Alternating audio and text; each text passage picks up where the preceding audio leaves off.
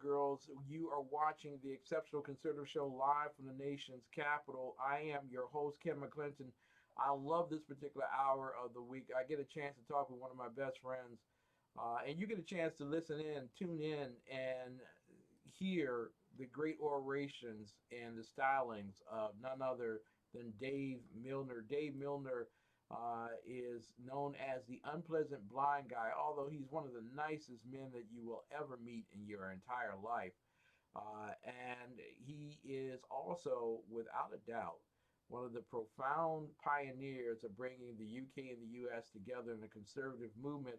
You can hear him on Blog Talk Radio at 3:30 p.m. on Thursdays and on Sundays as you listen to none other than the English Defense League. We want to introduce to some and present to others a great young man, Dave Milner. Good evening, sir. It's a tremendous honor to have you with us tonight. Oh, it's a great honor to be here, Ken, especially you get to hear my lovely phone voice, which is really got to be awesome. Yeah, and I just want to say for the people listening to the Unpleasant Blind Guy page at Spreaker.com, welcome to Election Day. It is November the 3rd. 2020, and it is 1 p.m. Eastern Time. So this is that's September the 24th, which is when we're recording this, but you're hearing this on Election Day, and you still have time to get out there and vote. And I know, Ken, that you've got a story or two that's relevant today that may well have reflections to the day that people on my page will be listening to this show, do you not? Yeah, I do, in fact, and you gave me the insight yesterday in terms of a huge story in London. Mr. Richardson, and forgive me as his first name escapes me, Mr. Richardson was activist and protester in the United Kingdom against the lockdowns, the unfettered control of the state government against the people, quarantining healthy people when we should be focused on the sick and shutting those individuals off from basically bringing disease upon the rest of the culture. And unfortunately, he went through a series of devastating attacks by the police, which ended with a fatality, his own.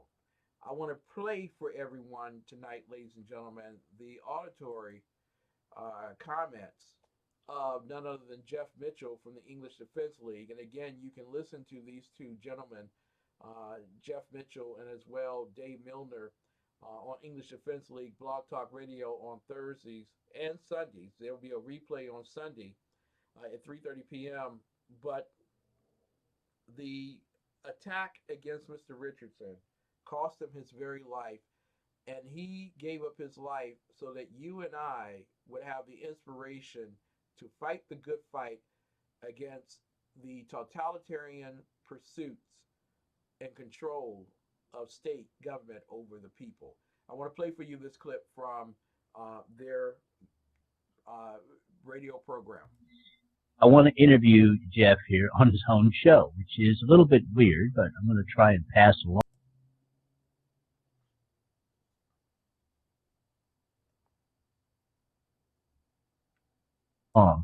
the audio that he gives me to other programs so that people can get a better understanding of what happened with the murder of Mr. James Richardson, because there was a video of this occurrence while it was happening. And Jeff, I'm going to ask you, why can people not access and see this video now? The reason at this moment in time, all the video evidence of the murder of James has been handed over for people that are pushing forward for prosecution against the police. So that is why. Back to you, Dave. Now, the video contains evidence of police using a baton to strike the head of Mr. James Richardson with such force that witnesses have said that it could have been heard up to 6 feet or more away. Now, normally, the Metropolitan Police of London's policy is to only use their batons to strike the legs of people, not the head. This is the first time this has happened, though. But in the case of Mr. Richardson, you did not see that part of the video because that has been sequestered for evidence. Okay, but the part of the video that you did see concerns something that I think a lot of Americans certainly will be able to identify with when it comes to the George Floyd killing. And that is that once the police, quote unquote, subdued Mr. Richardson, it has been said that they sat on him for 30 minutes. My question to you is, did you watch the video for the entire 30 minutes while they were sitting on this young man, and did he say anything while they were sitting on him? Yes. He was crying out for help. He wasn't getting help from the police. He was calling out to people around that he knew was there. And people tried to get to James. And yes, this went on for at least 30 minutes until there was no life left in James and they just carried him away. Yeah, he called out quite numerous times though. I will say what I saw when he was struggling. He was doing his best to get breath and he cried help, help, and you could hear how panicked he was. And what I did see, his arms was pouring with blood. His wrists were bleeding. And after a while, of course, it fell silent. Once James became lifeless, then that's when you see an ambulanceman come to the scene. He must have realised, he took his pulse and knew he was dead, and the police just carried James's lifeless body away. And something else I will say, we watched the whole of this video where they just carried James, and we followed on the camera. It was following. And you know what? There was an ambulance about, I don't know, 100, 200 yards away. They walked straight past the ambulance with James' arms hanging down by his side. They were carrying him along. And you didn't see him being put into no ambulance. They tried to cover up their dirty work. That's it.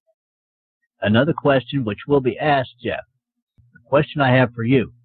As he was on the ground and as he was being sat on, I want to know how many officers were sitting on him. I also want to know his position on the ground. Was he face down on the ground with officers sitting on him? And how many officers were sitting on him for this 30 minutes? 6. He was face down on the ground and the enforcers were sitting on him. I watched the whole of this unfold. So, the ending of this was the London Metropolitan Police, after having sat on Mr. Richardson for half an hour, dragging him away past a waiting ambulance to an undisclosed place, which some people have said is a police van. So that is what you saw in the video. Is that correct? I did.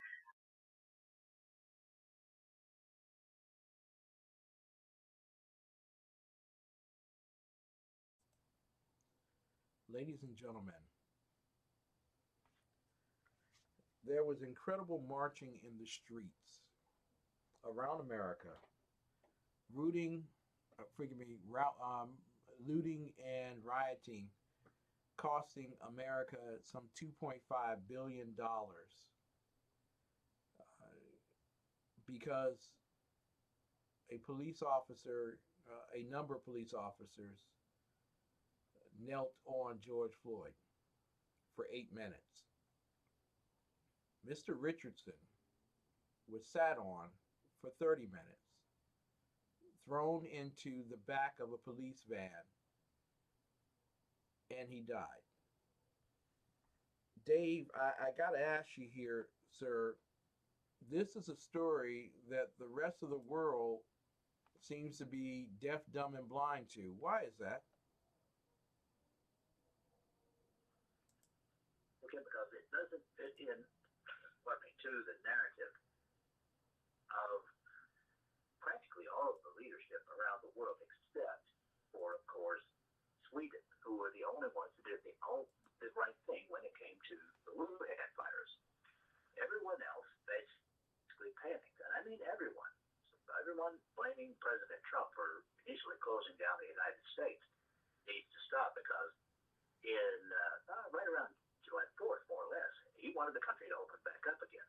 Mm-hmm. You see around the world now, all of these countries, some of which have supposedly conservative governments, some of which, many of which have leftist governments, and they are continuing with the lockdown farce. All right, there are reasons, even though the virus is dying out all across the planet. It is because they're drunk on power, number one. And number two, they can't afford to admit that they were massively wrong about this, that the deaths and degradations of personal lives and property and incomes and everything from these lockdowns, not from the virus, from the lockdowns, are going to reverberate for years to come. Some people will never recover, and these people do not want the righteous indignation of the people to come down on them, so they have to continue with the farce. These people in Trafalgar Square last Saturday in the United Kingdom, just as with the people who are now doing flash demonstrations in the state of Victoria in Australia, and people all over the United States of America who are refusing to wear masks, and people in Europe and basically every civilized country in the world are being called conspiracy theorists. They're being called far right. They're basically being slandered. And it all comes down to basically the left and globalists having to be right, having to be correct.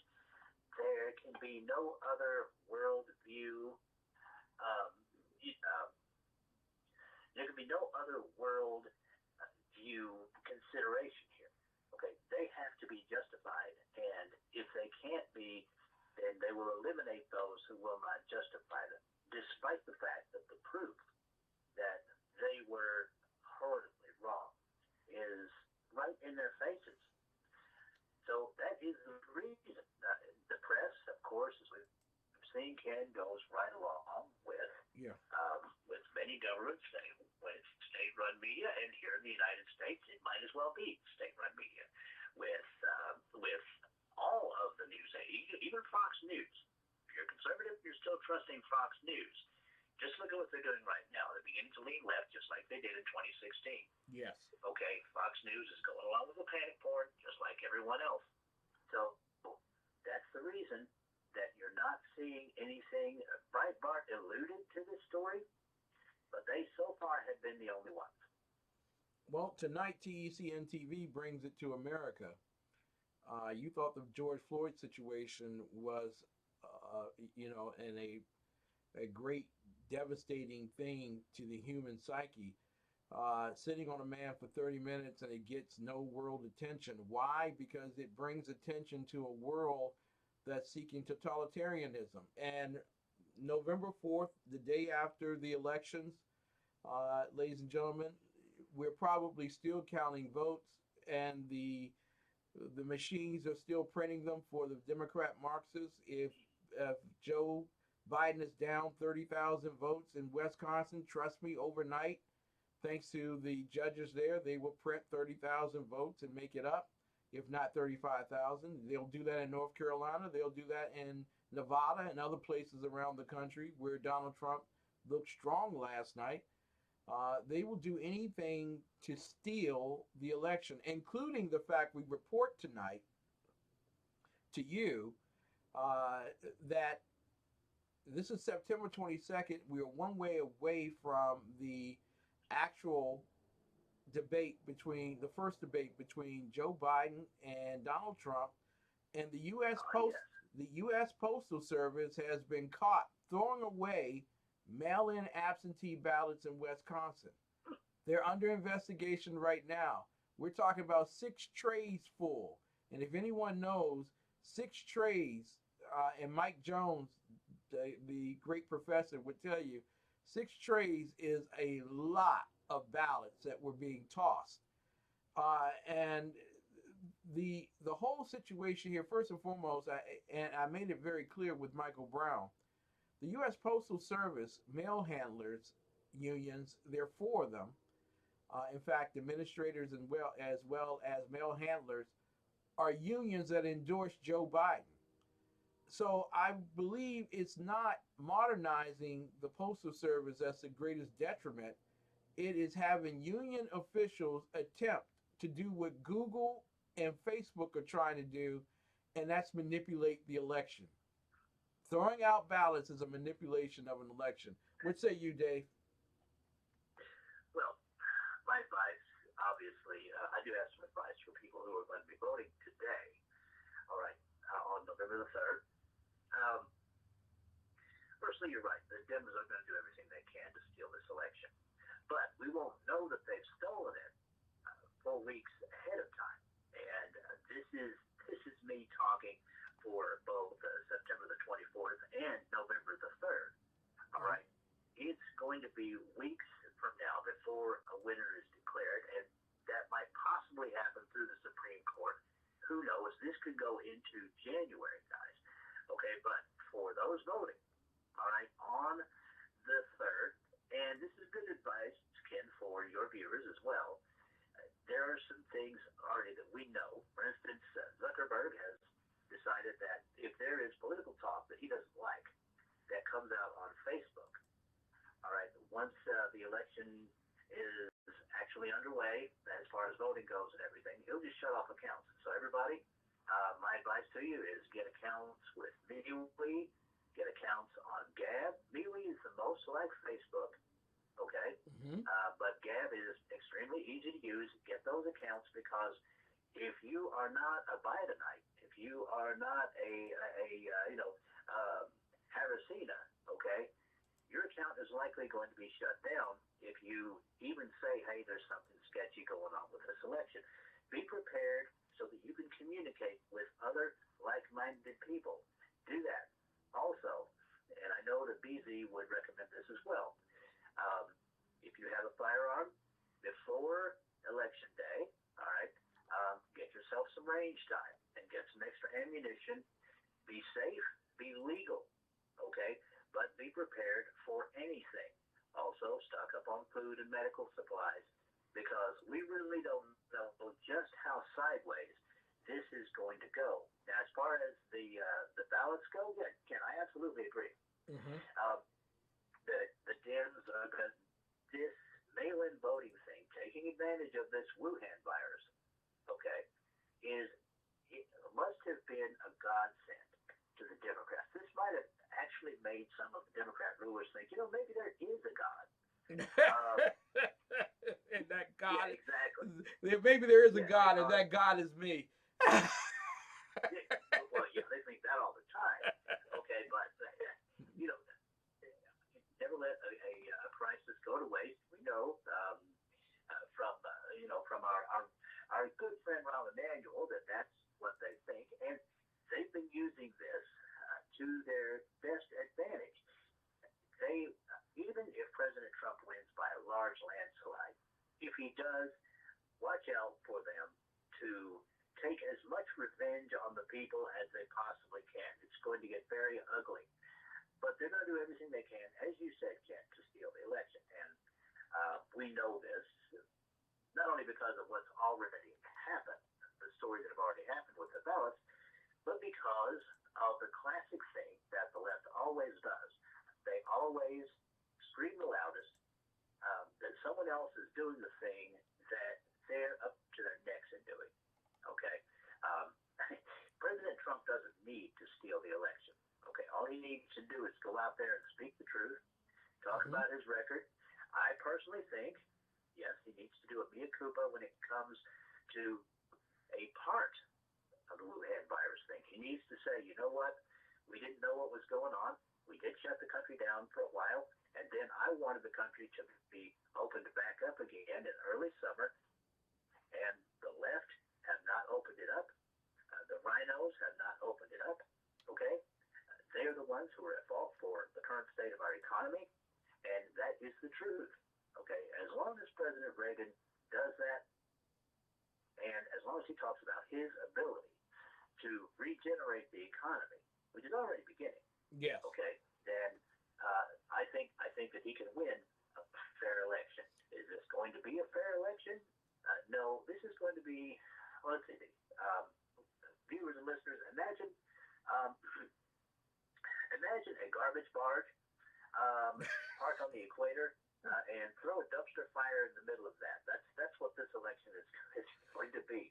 But don't let that stop you from going out and voting. Today, November the 3rd, or hey, if you want to vote early, do that. Okay? If the polling place wants you to wear a stupid mask, all right, don't let not wearing a mask be the hill you want to die on, okay? You know, bite the bullet, wear the stupid mask long enough to vote, and see your vote put in a ballot box. And then when you leave, you can take the stupid mask off and burn it or something. I don't know. Yeah, exactly. Unless it's a Trump 2020 mask, so then you keep that thing on and wear it all over the place. But I want to give this particular story, Dave, to people because the masquerade of the left has been providing electoral enfranchisement to the universe that's out there of the American people. Every American gets a ballot, and that's a crazy democratic thing. Indeed, we are not a democracy, we're a republic. And so there's a story out right now that the Democrats are trying to backpedal their voters away from doing mail-in ballots. And this is in the Fox News story that came out a little bit over 6 hours ago, that Dems are trying to pivot away from the mail-in voting, report finds, and it was Axios. The apparent change in tactics comes out of fears of the U.S. Postal Service delays, multiple lawsuits, and the prospect, get this people, the prospect of high ballot rejections. They are afraid that before they count the vote, that they're going to have to look at the vote. And if they look at the vote, they may have to toss it out, which means it would be an incredible waste of voting power, because those people who are most requesting absentee ballots right now via the mail-in process are the Democrats. They were hoping to steal the election, and now they see the fatal flaw, thanks to Donald Trump bringing it out clearly to them, that they're going to be a high ballot rejection. So this is what I'm going to tell you to do, ladies and gentlemen. For those who are watching and listening now, become an election judge. Become an election judge. I know some of you all are sitting out there saying, I'm not a lawyer. You don't have to be a lawyer. Just have to be a citizen that cares about the electoral process in America. Make certain, ladies and gentlemen, without a shadow of a doubt, that you become an election judge, because you'll be looking at the handwriting. You'll be looking at whether there is a tab that's not filled in. You'll be looking at all of that with the opportunity to throw out ballots. The majority of Americans that are going to vote on election day, because we don't believe in election years, are conservatives and Republicans. That's what they fear. Our votes will count and theirs won't, and there will be a landslide victory. And let me just say this. We have not found out exactly who is going to be the Supreme Court nominee. We'll know that this Saturday at 5 o'clock. I'm moving towards Barbara Laguna, the Cuban. It may be Amy Corey Barrett. But nevertheless, whoever is on there, we will have shifted under Donald Trump a leftist-led, Chief Justice Roberts-led court, with the loss of RGB, who had only one black clerk in 27 years. That's amazing. Only one black clerk in 27 years. So much for being a liberal leftist. That thing will shift over to being a strict constructionist court, and we will win. That's the key thing. Winning is everything. Am I right, Dave? Well, you are, and Ken, I'd like to just go a little bit sideways here and give people a prediction about this upcoming debate. Uh-oh. And you have done such tremendous work on TECN TV in bringing out the James Richardson story, and I thank God for you for doing that. Okay, but I'm going to tell everyone here on the 24th of September what I believe is going to happen. Everybody is saying that President Trump is going to just tromp Joe Biden into the ground. Everyone is saying it. And I thought about this. And I thought about who is actually moderating the debate. That's Chris Wallace. Yes. I think what's going to happen, okay, is that Chris Wallace is going to sandbag President Trump and stay mostly on Joe Biden's side in this debate. And he is going to toss all the really hard questions at President Trump and basically give softballs to Joe Biden. I just feel like that this is going to be an ambush. I pray to God I'm wrong. Okay. But guys, if this happens, don't be floored and wondering what the heck happened, because remember that last interview that Chris Wallace did with President Trump? It wasn't exactly collegial. Yeah. And I concur with you in that regard. Listen, any time you have a journalist, and this is one of the things I am completely against, actual journalists asking the questions and I know it's their television network and everything. That's great and that's wonderful.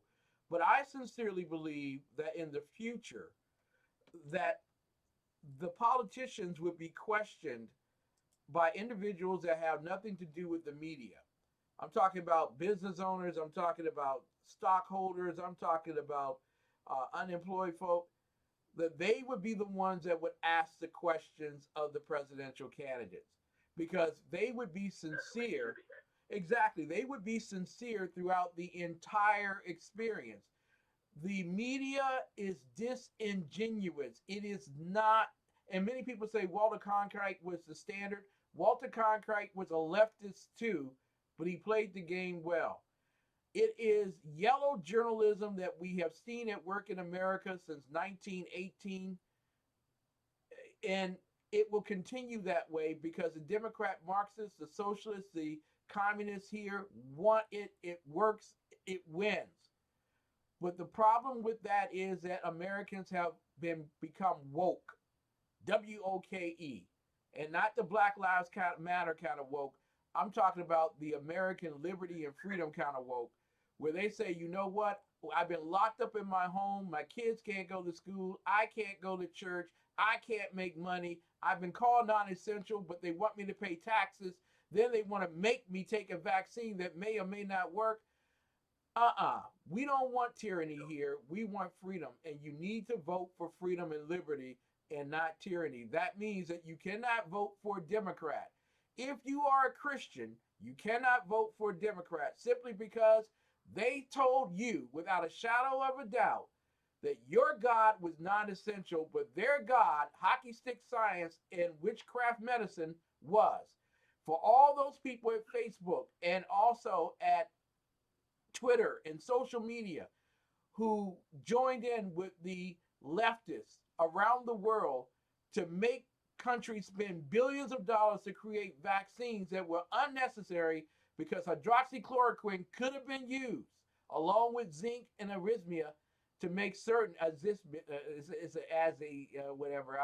look it up. There was a cocktail that could have been used that's very cheap, $20. You would have helped the poor and the rich at the same time.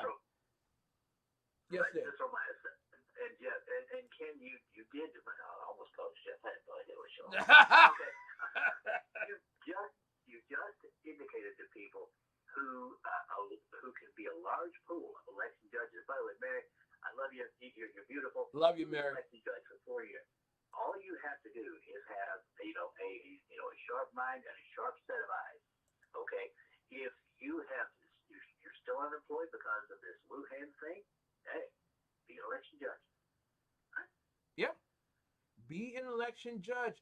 You will make a difference. You will make a sincere difference. And I want to ask you here real quick, because you know how I feel about Britain. We escaped from Britain in tyranny some 200 some odd years ago, and we have the longest serving constitution in world history, unchanged for over 200 some odd years. It's built on freedom and liberty. Uh, but Meghan Markle, on behalf of the British throne, involved themselves in the election here by kind of covertly endorsing Joe Biden. So I want to ask you, sir, why would the British allow that to happen? And then number two, is there a price that should be paid? Should her citizenship be removed from her for doing such a thing? Well, as far as I know, Ken, Meghan Markle is, I think she's in Cali right now, and she's barely a part of the British throne. Basically, she's a British throne parasite. She and her husband have taken away, their son, and Queen Elizabeth can't see him anymore. She can't see her own great grandchild. It's pathetic. And quite honestly, the woman is a clothes horse, a grifter. I care less about what she has to say than I would about what Queen Elizabeth would have to say. And when it comes to our internal elections, I care zero about what Queen Elizabeth would have to say, as much as I admire her as a state leader. Let's remember that she got along very well with the Reagans. Yeah. And I believe that she got along very well with President Trump as well. Yeah. Hey, listen. For all you Brits and Brexit folk, it's time to do a deal with the U.S. Okay, let's just stop playing around with the European Union, which is trying to screw you all. Let's just get a deal done so that your trade will do well with our trade and our economies can grow. Because if you watch Germany, yes, go right ahead. Yeah, and Ken, as a final, I will say, guys, in the UK, if you've got American relatives, tell them to vote for Trump, because if you like your Brexit, Joe Biden has already been nosing around in your country, trying to say that the UK is wrong and that it should listen more to the EU and accede to any demands that they happen to make. So that's a Joe Biden presidency for you if he wins. If there's a Trump presidency, President Trump has already said multiple times, we will do some great deals with the UK that will benefit you guys in the UK, that'll benefit us here in the United States. It'll be a win-win. I agree with you wholeheartedly. Ladies and gentlemen, I'm also going to encourage those who are watching tonight to go to who are overseas. There is no excuse for any Republican overseas not to go right now to F as in Frank, V as in Victory, A as in Apple, P.gov, G-O-V, FVAP.gov. Go there, get your voting ballot, order your voting ballot, or find out who your voting assistance officer is or who your overseas citizen voting leader is in your particular country, wherever you are. Request your ballot, get it back in the mail, do it now, because you know exactly what happens to these states when they get your ballot. They would like to burn them because they know exactly who you're voting for. Most people out of the country who live in other totalitarian nations understand what freedom and liberty is better than most Americans do, and they vote for the conservative. Donald Trump is who they will vote for. Go to FVAP.gov. Do it tonight. Get online. You can request your ballot right here, right now. All you got to do is press a button, and you can request a ballot to be sent to you, and you can mail it in. Okay? We need every American overseas, especially all the Republican Americans overseas. We need every military person overseas, because 80% of you or more vote for Republicans. We need you to vote, and we need you to vote in great quantity so that you will outshine, okay, because the judges here are making, federal judges are saying that they're going to extend the longevity of the count, maybe days, sometimes weeks. This gives you an opportunity to have your vote counted. Go now. Military and overseas citizens go directly to fvap.gov. Vote, vote, vote. Amen and amen again. Yeah. And guys, if you're listening to this on the 3rd of November, as I say, it's probably getting close on to 1:30, close to 2 o'clock in the afternoon. You still have the time to get out there and vote. Do that, and do not be afraid. There you go, ladies and gentlemen. I really appreciate you having me on, my friend. Thank you very much. God bless you, and I'll be hollering at you next week as well. Looking forward to it, Dave, as always. God bless you, sir. Ladies and gentlemen, Dave Milner, and some people ask, Ken, how come we get to see the back of your head when you're doing all the technical stuff? It's because we produce our own shows. We do the engineering, the directing, and everything. We're our own hosts. But I'm telling you, Dave Milner is a powerhouse. You need to listen to his show on Blog Talk Radio with Jeff Mitchell out of England. You can listen to this on Sunday evening at 3:30 p.m. Eastern Time, or whatever the time is in London or around the world. But great, great work. And ladies and gentlemen, we must draw attention to injustice wherever it is in the world. The whole world got upset because someone put a knee in the shoulder of a black man for 8 hours. And yet a white man is sat upon for 30 minutes, and there's no news whatsoever on that. That is a very sad commentary about the leftist political machine which organizes media around the world. It also tells us exactly why you should be involved in media. Get in contact with us at TECN TV, part of AC Nation News and the Exceptional Conservative Show and all the other shows. We have a list of places that you can get in contact with us. But get in contact with us. If you have news stories, if you have ideas, if you have shows that you would like to put on our network that are based on Christianity, conservatism, constitutionalism, individual sovereignty, and as well capitalism. If you're interested in doing that, take the chance of doing that now. The whole world needs to hear your voice. It really does. Listen, we're going to do a quick commercial. We will be right back with more of the best in urban conservative talk. We want to thank Dave Milner for being with us in this hour. Also in the last hour, Michael Brown. I'm your host, Ken McClinton, TECN TV president. And we are the best in urban conservative news, talk, and movies. We are a republic, not a democracy. We don't believe in the mob. And as well, ladies and gentlemen, screw Meghan Markle. I don't even know if you can get a job in Hollywood anymore. We'll be right back.